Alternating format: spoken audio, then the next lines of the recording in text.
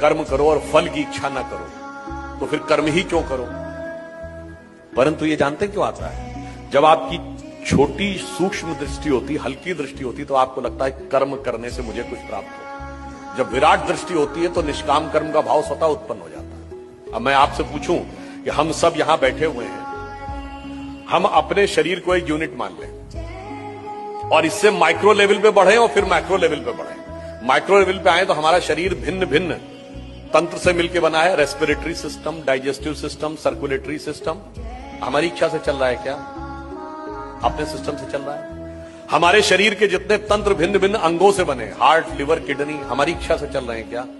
अपने नियम से चल रहे हैं। उसके अंदर जितने भी टिश्यूज हैं वो हमारे सिस्टम से, हमारी इच्छा से चल रहे हैं? नहीं। उसके अंदर सेल्स के अंदर प्रोटोप्लाज्म के अंदर होने वाले chemical reactions, cellular microbiological reactions, उसके अंदर बनने वाले मॉलिक्यूल्स एटम्स के साथ डिस्ट्रीब्यूट होकर, और एटम के अंदर एक इलेक्ट्रॉन और उसके तरफ चारों तरफ घूमते प्रोटॉन, इसमें से कौन हमारी इच्छा से चल रहा है? हमारी इच्छा से तो नहीं चल रहा है। अब आइए आप विराट पे, हम खड़े हैं, इस धरती पे खड़े हैं। धरती का इकोलॉजिकल सिस्टम हमारी इच्छा से चल रहा है।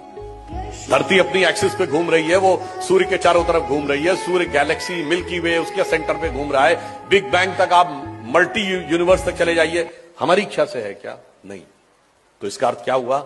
जब संपूर्ण सृष्टि के क्रम में हमारा नियंत्रण परिणाम पर नहीं है, हमारा नियंत्रण केवल कर्तव्य पर है।